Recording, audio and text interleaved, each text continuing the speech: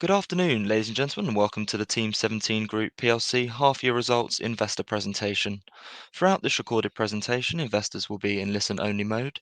Questions are encouraged. They can be submitted at any time via the Q&A tab that's just situated on the right-hand corner of your screen. Please just simply type in your questions and press send. The company may not be in a position to answer every question it receives during the meeting itself. However, the company will review all questions submitted today and publish responses where it is appropriate to do so, and these will be available via your Investor Meet Company dashboard.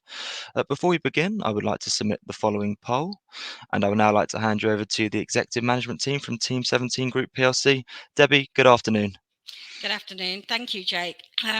Good afternoon, everybody, and thank you for joining us today. You are joined today by myself, who many of you know, and also Mark, our CFO, who you've also heard from previously. We also have Steve Bell alongside us, who will be taking over as Group CEO of the group in the new year as I join the board as a non-exec. Steve will introduce himself during the presentation, but as ever, we will jump straight in, so we have plenty of time for questions at the end. Next slide, please, Jake. Operational highlights, H1. Strong revenue growth, significantly ahead of the market. Please don't get carried away. We have a H2 to deliver yet. Team17, 15% year-on-year up. Story Toys, 39% year-on-year up. And finally, Astrogon, 109% year-on-year. We will go into more detail on each division during our presentation. M&A in the first half of the year. I should say also the growth in the first half of the year on that strong revenue was all at 100% organic. The only M&A that we did in the first half of the year was a company called Independent Arts over in Germany. They've been making video games for around 30 years. The reasons for this, it strengthens the development of Astrogon's own simulation brands. And more importantly, they gain an experienced partner to accelerate on a new simulation IP that they are working on. Growth in portfolio and diversity and licensing partners specifically. In H1, we extended and strengthened relationships with key license partners for Story Toys, including Mattel, Marvel Entertainment, Sesame Workshop, the Lego Group, and the Walt Disney Company. Astrogon, we announced in March that they were also doing third-party publishing as a label, specifically looking at the more casual simulation market, but also games that they feel they're passionate about that also make commercial sense. 2 new games will launch this year. One has already launched and one will launch later on in H2. Plus Railway Online, which we added last year. Team17's games label portfolio continues to grow. Now over 800 digital revenue lines, up 200 year on year. For anyone not aware, if a game is on 4 platforms, that is 4 digital revenue lines. If that game has one piece of paid DLC across those 4 platforms, that equals a total of 8 digital revenue lines. We are truly building one of the most diverse portfolios, reaching the widest audience in gaming as a group. Our own IP across the group, we continue to strengthen and invest short, mid and long term in IP across the group, from Worms, The Escapist, Golf with Your Friends, Hell Let Loose, to construction, police, fire and bus simulation. These are all evergreen IPs with a long life cycle. You will see more new IP from Astrogon in the coming years. There's 2 in development and we'll announce at the right time. But also, we're ensuring we're not only supporting our IP that's in the market, but we're building future iterations for future years. And we look forward to sharing more of those with you over the coming years. Our people. Attrition rates group-wide is 10.4%, significantly below our sector. We've seen a number of numbers, but the numbers that spring to mind are between 15 and 22% in much of our sector. Updates on our recent engagement surveys. Our games label. Overall engagement, 87.5%, up from 84% in the previous year. 95% proud to work on our games label. 95% would recommend as a place to work, up from 90% in the previous years. Story Toys ran their first engagement survey also. 82% engagement, 94% are proud to work for Story Toys, and 90% would recommend Story Toys as a place to work. Astrogon have also completed their first engagement survey, and I can only assume our German friends take this to another level of seriousness. Engagement rate was 81%. 81% would recommend Astrogon as a great place to work. 81% are proud to say they work for Astrogon. The day we hit 90% in Germany, I'm viewing it as 100% compared with the rest of the world, as they know they have a phenomenal team spirit. And now let me hand over to Steve so he can introduce himself. Thanks, Debbie, and good afternoon, everybody. I'm conscious that I don't know most of you on the call, so I thought it was worthwhile just introducing myself and more importantly talking about my background, because I think that's really important as far as what I've learned over the last 30 years in the creative industry and what I can bring to the Team17 group moving forward. So prior to joining Team17, and I'm now 2 weeks into my time within the business, I was the founder and global CEO of an advertising agency called Iris. We used to do a lot of digital marketing, pure play advertising, CRM, and brand value campaigns.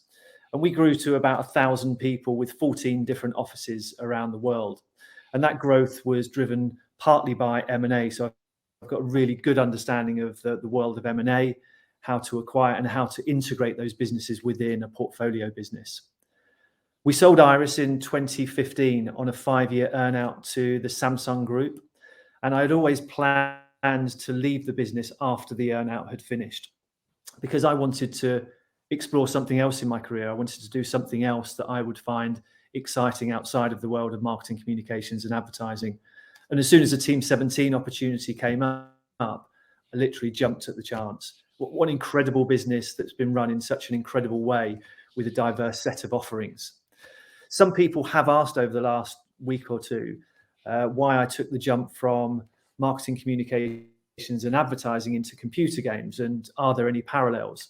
And the strange thing is, I knew from the first time I met Debbie, there are such clear parallels between both industries, even though the output is slightly different from maybe a 90-second TV ad or a website build to a computer game. The principles of the creative industries are both very, very similar. Understanding the target audience, delivering a compelling story, delivering high levels of engagement, understanding brand lifetime value. All of those things I think are as important within the computer games industry as there is within advertising and brand marketing.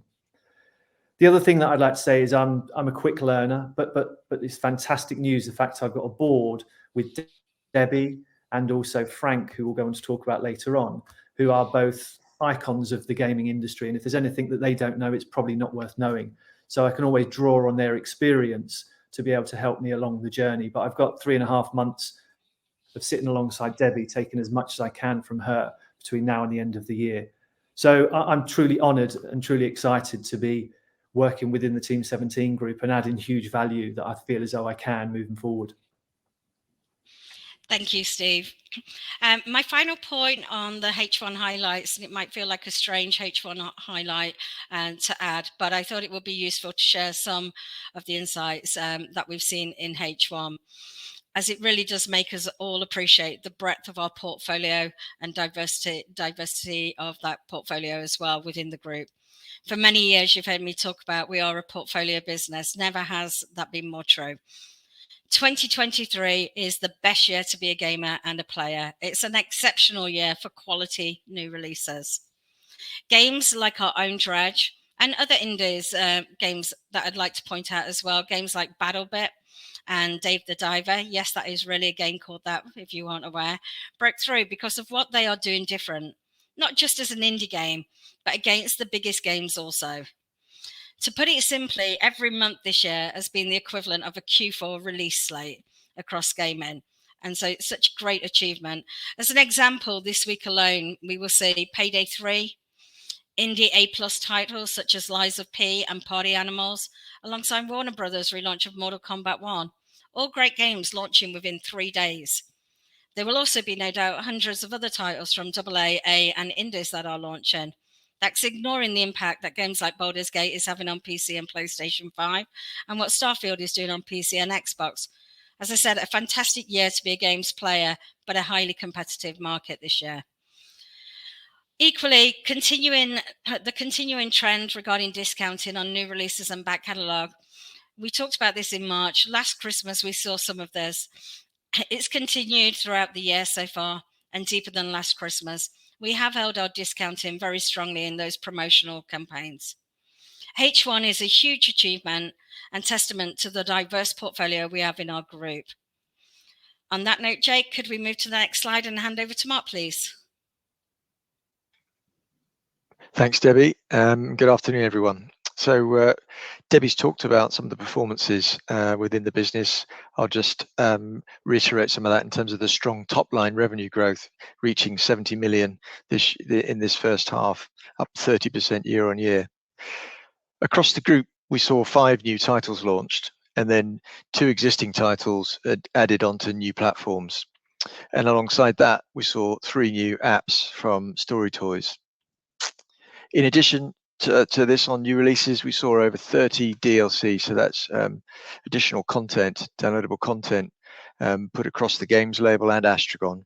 And then StoryToys team were very busy with over 100 app updates to support post-launch titles during the first half. All of these help support the back catalogue in continued growth. So all 3 divisions showed significant top-line growth equally, and Debbie's mentioned that. And it's through this that we've got generated a broader game genre and a wider customer base. I would say, though, Astrogon, I think, was the standout division within the group. And it's worth noting that they have a very tough comp for the second half against some late Q3 and Q4 launches of all of their own IP last year. In total, the games label represents just under 70% of total revenues. Astrogon has lifted their share to be about 23%, and StoryToys is smaller but growing, as they all are, at just under 10%. Next slide, please. So a bit more detail on the portfolio. So although the overall sales mix has remained in line with the prior year, with own IP at 39%, but there's quite a different mix within that across the divisions, with some relative strength of Astrogon given their performance in the first half. And third party now represents 61%. And these 2 combine, of course, to give the overall revenue growth, top line growth, up to 70 million. And there's some specific mentions really on some titles in own IP. You know, the 2 of the key titles from Astrogon are Police Simulator and Construction Simulator. And then titles from TEAM17 Digital include Hell Let Loose and Golf with Your Friends. So as Debbie mentioned earlier, evergreen titles, building franchises and building the base for long-term growth. I think the standout performer for the third-party portfolio came from the games label's eagerly anticipated Dredge title, as Debbie mentioned earlier. That was released at the end of Q1. But alongside that, there's a special mention for Trepang 2, which launched late in May. And all of these were supported by the growing portfolio within our third-party titles across the games label and StoryToys. And we'll start to see contributions from Astrogon's third-party simulation label, as mentioned by Debbie also, as that grows with the 3 titles that she talked about.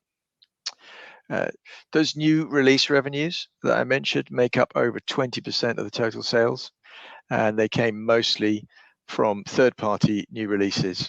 And that also included Killer Frequency, launching across the group as an owned IP title for TEAM17 Digital in H1.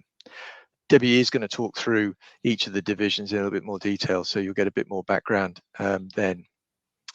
The group's broadening back catalogue now contributes 80% with a wider genre and growing customer base, as I talked about, than ever before, and it continues to be the heart of our business. And this does now include a wide range of titles across the group, including Hell Let Loose, Police and Construction Simulator, the Overcooked franchises, the Golf with Your Friends, and also the Escapist franchise. But also it includes the edutainment apps from StoryToys, such as Disney Coloring World and Lego Duplo Disney. Actually, 9 out of our top 10 selling titles in the first half came from back catalogue titles. And it's that, I think, overall breadth and diversity of the portfolio that continues to support the group's core business model, with high quality titles and our focus on maximizing the value through their life cycle over many years. And I'll hand back to Debbie to walk through those individual divisions. Next slide, please. Thank you, Mark. So let's look at Team17's games label in a little more detail. It's been a hugely busy period for us. So as ever, a huge thanks to our teams and our development partners around the world for all of their efforts. In terms of new releases and H1 highlights, Dredge, our games label, launched one of the indie darlings of the year. Our timing was perfect and the game delivered something very unique for players in its space. In many ways, it simply hadn't been done before in the way that Dredge was executed. It's exceptional, and Black Salt have delivered a best-in-class first outing on PC and console. The game, what we refer to as snack-sized game, taking, pending a player's skill, 12 to 20 hours to complete on playthrough. It's a great title, but also one that even AAA gamers are playing in between their daily main course of AAA gaming. A beautiful game, and we are all very proud. Trepang 2, a niche retro first-person shooter, long awaited by hardcore fans. Trepang 2 delivered well, but it is a niche title that our sales team have managed very well. We also partnered up with our friends at New Blood Interactive, who have the #1 game in this space, Ultra Kill, to give players a great bundle opportunity with the 2 titles called Ultra Pang. Why is that important? Week 1, it added 10% extra sales, and Lifetime will add a similar percentage more, and is great for fans and players in that space. Killer Frequency made a solid start across platforms, including Oculus Rift. Playtime is in the top tier for 2023 release on Oculus, and user reviews are outstanding.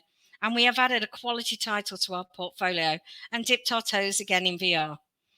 We also launched Farmside and Summon Quest alongside Apple Arcade in the first half. Given a highly competitive H1, we really doubled down on our marketing activity in the period and to support early H2 releases. We've worked hard alongside our development partners to get those titles ready for August releases, bringing 2 titles forward on average by 1.5 months as an example. The marketing spend is extraordinary, but this year is an extraordinary, highly competitive market, and that was a key part of our focus. In terms of our back catalogue performance, over 800 digital revenue lines, as I've discussed in Team17's games label. It's all about the diverse portfolio we offer. Despite the ongoing trend to discounts, we adopted a sensible approach. A number of our FY22 releases have been discounted at peak promotions by a maximum of 20%, which, given the market average is nearer to 35 to 60% at times, we maintained top-line revenues for Team17's games label. As mentioned, over 800 digital revenue lines, so I won't go into individual titles, but please where we sit at the end of H1 with a very diverse portfolio. So overall, solid delivery, putting long-term revenue for our partners and ourselves first across the games label in H1. Finally, H2 outlook. Dredge, expect more DLC, free and paid is coming. Trepang 2 is launching on consoles, plus paid and free DLC will arrive in H2. As mentioned earlier, our marketing efforts increased in H1 on early H2 releases designed to increase awareness and sales. As you would expect, some games perform better than others, but this is Team17, and our portfolio model means we have more winners than losers. Moving Out 2, partially de-risked alongside our partners at PlayStation in the Plus subscription deal. Reviews are strong and user reviews above 80%. We have a good title that has joined our portfolio. Our sales team are one of the best at managing life cycle right. Yes, it's busy right now, but confidence is solid looking ahead. Gord launched very close to Baldur's Gate. Behind what we would like originally, ongoing work is happening. User reviews are of particular attention for us. We have more DLC coming. I'm working very hard with the team to turn it around. Blasphemous 2 launch was very successful, launched during Gamescom, which was fabulous for the development team and our publishing teams to experience together in one place. User reviews, very positive, 93%. It's one of the indie hits of August, and also seen a big uplift in the first game as well. It's a great game and launched very successful. Overall summary, we have lots to do in H2, but we believe we are in a solid place. Next slide, please, Jake. Moving on to Astrogon, H1 and H2 outlook focus. What a great M&A Astrogon has been. It may have taken 4 years to find the right simulation company we wanted, but well worth it. Very proud of all, and so much work was done last year to ensure these results that many of you don't see. H1, 109% as we discussed. Astrogon, in my opinion, are a year behind where TEAM17's game labels was when we IPO'd in 2018. It's a fantastic business, and as much of you look forward to their progress in future years, so do I. That said, they do have, as Mark mentioned, a very tough H2 comparable after the launches last year. So let's keep our feet on the ground, but let's enjoy their journey with us so far. H1 was all about own IP. Police Sim continued to excel across all platforms. User reviews, 84%. A brilliant game. Many of you know I'm a huge fan as a player. Group crossovers, check out the Bust and Bailout bundle, Escapist 2 and Police Simulator. If you own one of these games, you get notified to complete the bundle. Many millions of players in Escapist as an example. This is how we're working smarter together and sharing our knowledge across our group. Construction Simulator. Recent user reviews now at 84% and very positive. This year in March saw the launch of the Year 1 Season Pass. Includes 21 new machines, new mission campaigns, cosmetic items, and Season 1 helmet. This is the start of building out Astrogon simulations as a proper service for their player base. June saw the airfield expansion, and September saw the Seni, and no doubt my Midlands accent hasn't helped the pronunciations of that, so apologies. If anybody in the Q&A knows how to do it, I would welcome feedback. That pack includes 15 brand new machines, and yes, we are all becoming experts on construction brands globally. So much long-term potential that I'm sure you will see, with over 80 global license partners involved. Bussim, many of you will remember when we acquired this was a key IP, and the 21 version had been rushed out under its previous owners. Solid investment last year has seen Season Pass launch, Gold Edition launch, the School Bus extension most recently. Importantly, the game was on mixed overall reviews, below 50% at the time of acquisition. Overall today now sits at 70%, and the next up, Gold Edition and H1, has been a key part of that turnaround. Always work to do, but heading in the right direction, and shows our skill sets of doing this shared with Astrogon alongside investment into their beloved franchises. H2 outlook. Firefighting Simulator will finally land on Switch this year. Overall, general reviews, user reviews are at 82%, very positive. New third-party label titles will launch in H2. Abyss Build to Destroy launched earlier this month. User reviews are at 87%. HOW launches later this year also. It's the start of an exciting area, and we will share more next year. Continued planned DLC updates, paid and free, across Police, Bus, and Construction Sim also. As per TEAM17's games label, Astrogon have closely managed their discounting all year on key titles. Even 21 releases. Maximum so far is 30% in those key promotional opportunities. We also launched our first cross-group physical game together with Blasphemous 2. Overall, positive outlook, but cautious, as my German friends tell me daily. Jake, if we could do the next slide, please. Story Toys, H1 and H2 outlook focus. Again, what a great start for Story Toys, 39% up year on year. And I don't think any of you need to know what the mobile market looks like this year. It's not having the easiest of times. So an exceptional performance for Story Toys. Personally, I take extra pride with Story Toys, as despite growth, it really is a mission-based company close to my heart, as we bring future generations into interactive worlds and help our children learn. H1, as per TEAM17 and Astrogon, it's been busy, but more so for Story Toys. They didn't release a new app last year, and 3 launched in H1. Again, lots of work last year strategically to broaden portfolio and partnerships to make this happen. StoryToys apps, as we have shared historically, grow year on year, so most of the new releases we will talk about next year.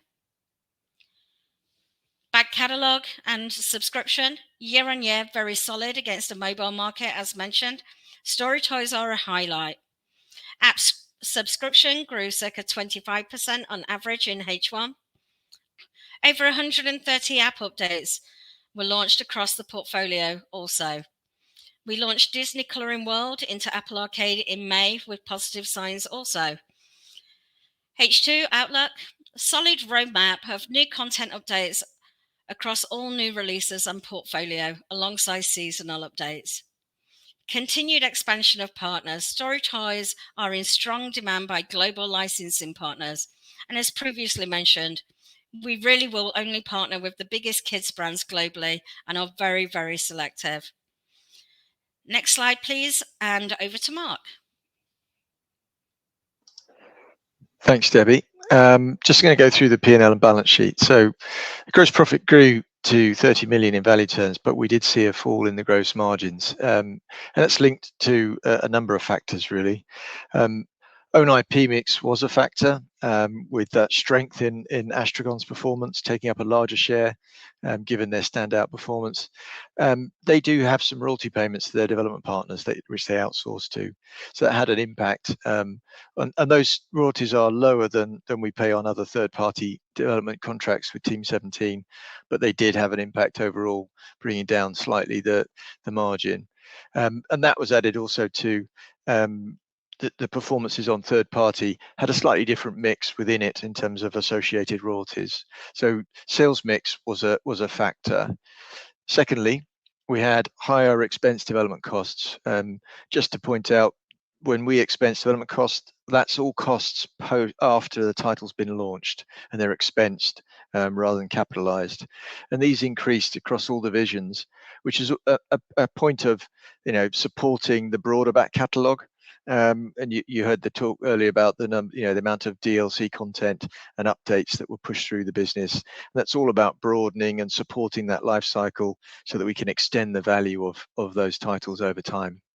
And finally, amortization charges were higher, but that was expected, and that's linked to charging back all of the capitalized development costs over time on titles that were launched, some of them late Q4 last year, flowing through to this year with Astrogon and the games label, but also the 5 titles that were launched earlier this year. So it's a timing factor as well as a sales mix factor on gross margins. In addition, we saw some increases to admin costs, and we show admin costs here growing over the year, but they are significantly weighted towards the first half and driven by a few major factors. The primary one being marketing cost increases, both to the extent in the scale of the spend, but also in the timing, given that we had earlier launch profile of new releases compared to the prior year. But equally, we promoted all of the launches for the second half in the early part of the year. So we saw a big spend on uplift on marketing costs in the first half. 4 of those titles were all in for launches in the second half. So that significantly takes cost out of H2, as there are far fewer launches to support across the group. And we expect to see that weighting of marketing costs to be much lower in the second half. In addition, we had the cost increases of the additional nearly 50 heads that were added in the second half of last year, and that was growing the headcount across all divisions. And again, that's about us, continuing to invest in supporting the growing portfolio of titles and apps.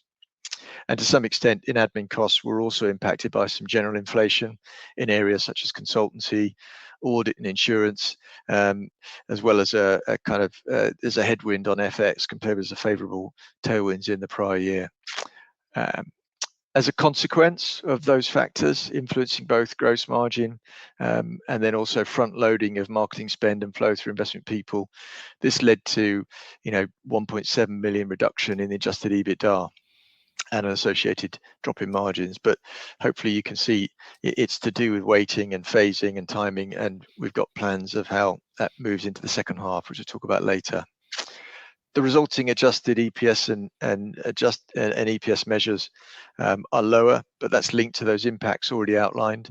But they also reflect an increase in shares in issue, and we have some relative impact of tax rates across the group, which include also the UK tax rate from April earlier this year.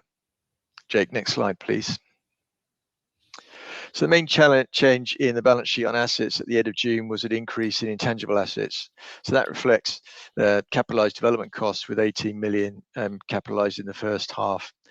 And that's driven by that ongoing investment across the group, not just in TEAM17 now, but in Astrogon, developing their titles, their own IP titles for release over time.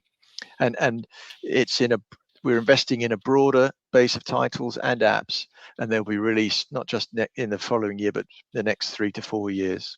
So we're a larger group now, and that impact of Astrogon with bigger projects, as well as that broader timeline, a broader investment portfolio, does drive up that investment. But they're investments for the future growth of our portfolio. Cash conversion slightly higher in the first half than last year, but that's linked to seasonal working capital movements, predominantly in Astrogon's retail business between the end of the year and the Q1. Otherwise, working capital movements remain in line with trading and best in class for our sector. In terms of liabilities, the real movement here was just a swap from on contingent consideration or earnouts provisions from non-current to current, and that reflects the last remaining acquisition performance related payments on earnouts to hit this year. The overall level reduced in line with the payments of 12 million in the first half between last year, and those were made where the earnout criteria have been met, and that leaves a balance of just under 20 million remaining in current liabilities, which is the end of the acquisition related earnouts from the deals we did over the last 2 years. Overall, the group remains highly cash generative, and even noting the outflow of those payments as mentioned and the acquisition of Independent Art Software, that leaves a healthy balance of 45 million and a very clean, strong balance sheet that we're really proud of in the sector. So I hand back to Debbie, please. So next slide. Thanks, Jake. Thank you, Mark. Reflection is really good, and often we all need to take a minute to remind ourselves of what we have built together. Portfolio model, and please indulge me here. In 2018, I said we are building a portfolio games business. How amazing does our portfolio look today compared to what it was in 2018? We truly have built something special, and I still believe we are at the start of our journey. Amazing portfolio of owned IP. Third party working with the most amazing developers around the world, and licensed IP with storytellers with the biggest kids brands in the world. We invest in games. Continued investment in new releases on original IP and indie new IP, which brings some of the most exciting for innovation, in my opinion. Plus a phenomenal back catalogue portfolio. I've said often we are building very diverse portfolio for all ages. This is super key. It's not let's just do this. It's a mission and in our DNA. Stable growth engine. As a combined group, our knowledge and skill sets are very strong. Again, we have built unique. Shared developer platform and commercial partner knowledge capability. From those of you who remember my indie roofer in 2013 who made The Escapist to help and support teams around the globe, it's our passion. Games and app acquisitions, new titles and franchises, building those franchises. We are experts at building franchises. Our green light still signs less than 0.05% and is very selective. Commercial lifecycle management know-how. We are one of the best, in my opinion, in games and deliver significant value to our partners. Cost management expertise, balancing indie developers' resources with internal and external resources to ensure we bring strong value to our development partners.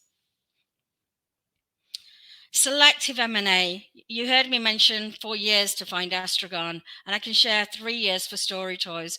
We were looking for a simulation label seriously for 4 years until we found the right one, and similar with Story Toys, 3 years. We know what we want and we know what great looks like. We have strong cash generation, which underpins our M&A. We are in a great place regarding opportunities. However, we are very selective and we have patience too.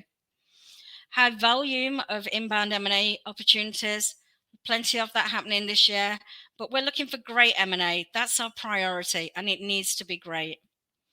Our successful M&A track record is strong, maintaining that highly selective and disciplined approach. But we are in a very strong position going forwards. We've also strengthened our leadership team and our board this year. In 2018, the board was built for myself. I don't mind sharing, I was a novice who needed to learn the PLC world. So we have strengthened a board that helps and supports Steve as CEO from January 1st. We have a very strong board that covers all areas right now and equally from January the 1st. Frank Segnier, I'm delighted to welcome as chair designate right now, stepping up as chair from January the 1st. Peter Whitting is a non-exec and chair of our Remco, bringing a huge amount of knowledge and skills that will benefit all. New senior group team members have been added as well at group level, people and culture director, operations, and many other areas. We continue to bolster with key gaming, commercial, and corporate experience. Next slide, please, and over to Mark. Thanks, Debbie.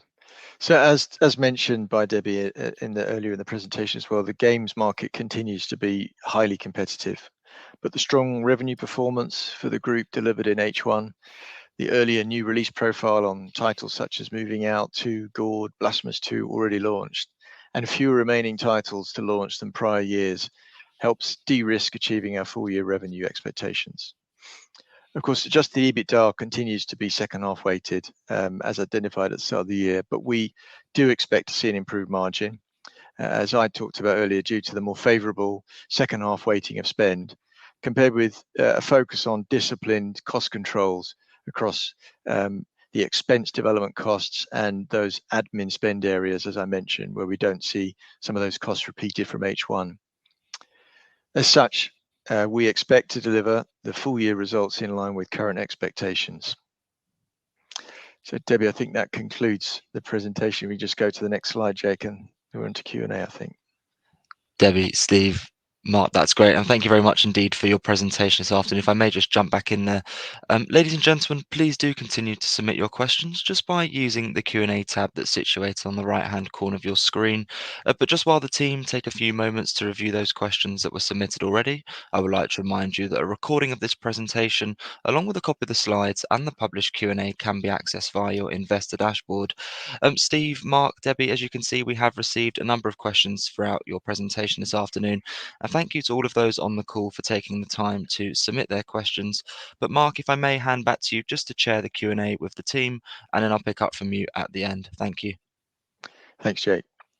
So we'll kick off with one. So with a strong balance sheet, softer share price, would you look to dividend or buybacks, or is M&A the way forward?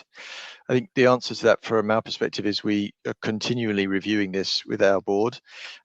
We've decided in the past, and the current decision remains, that share buybacks or dividends are not the way forward for us at the moment. We continue to retain that strong balance sheet with cash. It puts us in a really strong position in the market, I think. And looking, as Debbie talked about, with careful due diligence at potential M&A opportunities that can grow the portfolio and grow and add to our business, going forwards. So at the moment, that M&A is the focus. We will continue to review that question on a regular basis with our board.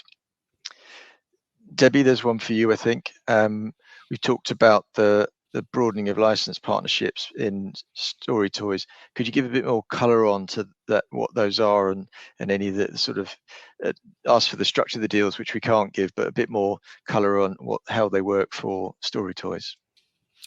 Yes, as Mark said, we obviously can't share deal structure terms. You can imagine we're working with some of the biggest companies in the world here. What I can say to you is long-term agreements are in place, and I think Disney, we have renewed a number of times since launching, and we're a very highly valued partner. It's very difficult to comment really because we are under quite strict NDAs, but I would, to give you reassurance, good long-term partnerships. Story Toys are the partner of choice for many of these people, as you know, and have been working with some for a long time, and the new ones that have been added this year as well are on long term. Thanks, Debbie. I'll pick up this question. It's about the TEAM17, 800 digital revenue lines, a bit more color on these, how they're spread, and trends. So to give you some idea, we have a very diverse portfolio within TEAM17, and we have small, medium, and large titles. So it's true we've got some titles that are larger than others, but what we've seen over the last 4 years, 5 years since IPO is a broadening and a depthening of that portfolio, so that there's no reliance on any one particular title. As we mentioned, there are some franchise titles like Overcooked, The Escapist.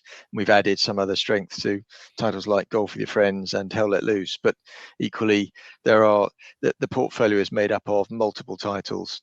There isn't recurring revenue in the sense of subscription, but what we do see is titles grow in value over time. Sometimes we see year 2 and 3 revenues are greater than their launch year, and that we expect through that life cycle management to continue to see value from our titles over a long period of time.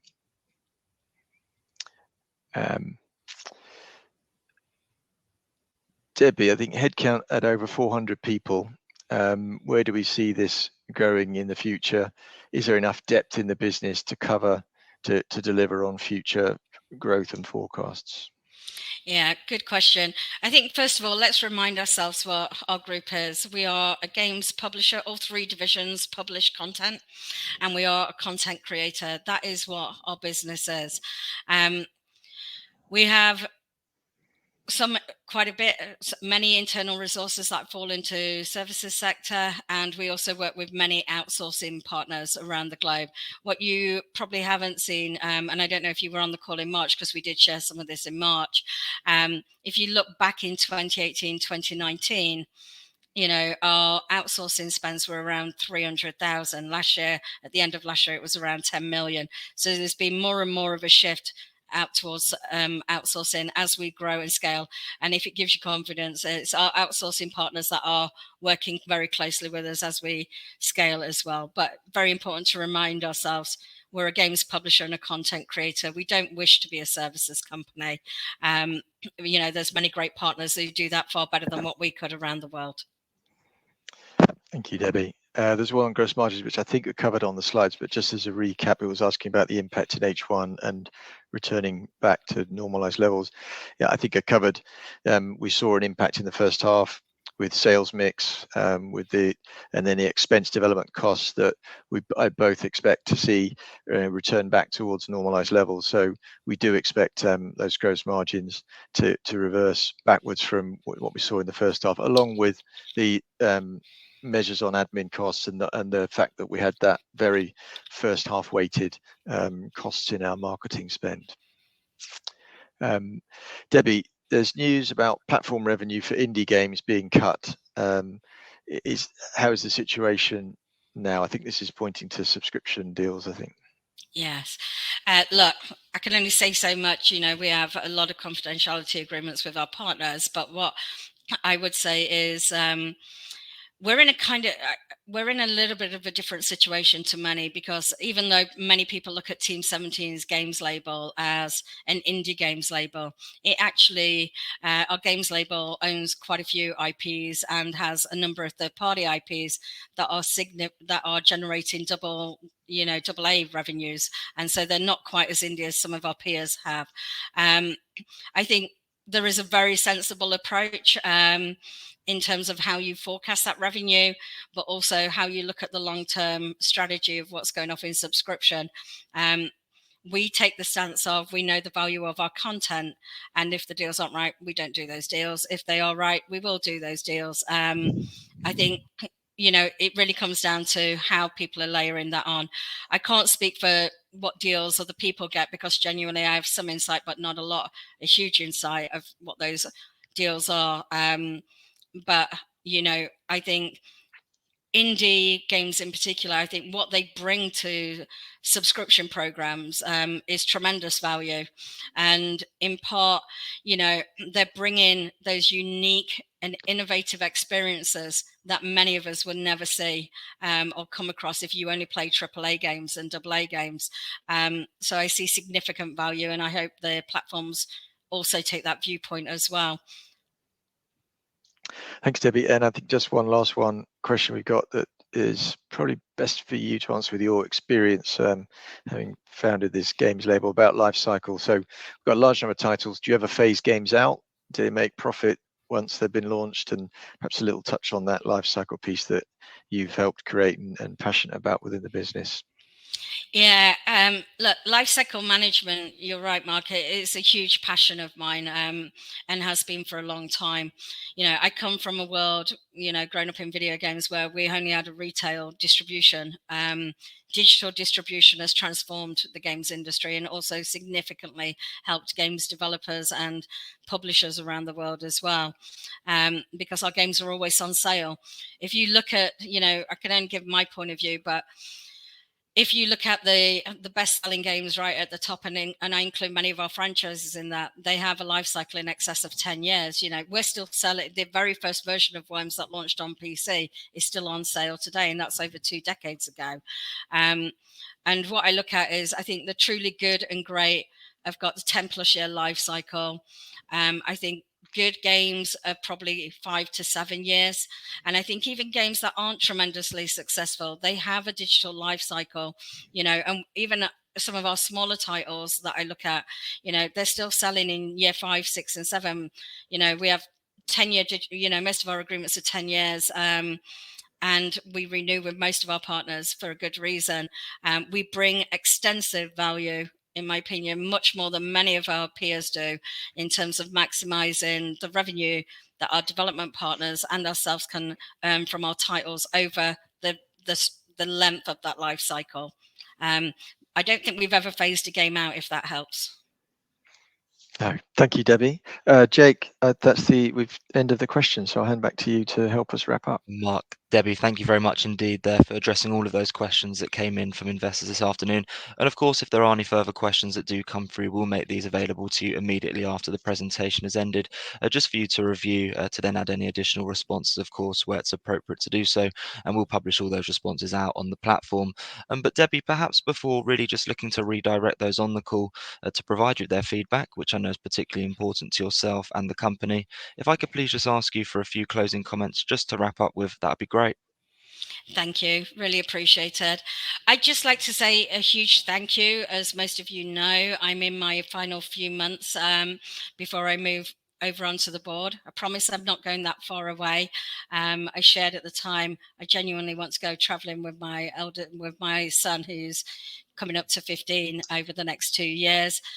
I'd like to say a huge thank you for all the support that you've all given me over the last 5.5 years, in particular, allowing me to be myself is very important. And I'd ask that you give that support to Steve going forward. He is equally, yes, the board have decided, but he's also my chosen person. And I wish all of you all the best. And as said, I will be on the board. I will be driving people crazy with games that I send into Greenlight, no doubt. And I wish everybody all the best. Debbie, that's great. And thank you once again for updating investors this afternoon. Could I please ask investors not to close this session, as you'll now be automatically redirected for the opportunity to provide your feedback in order that the management team can better understand your views and expectations. This won't take a few moments to complete, but I'm sure will be greatly valued by the company. On behalf of the management team of Team17 Group PLC, we would like to thank you for attending today's presentation. That now concludes today's session, so good afternoon to you all.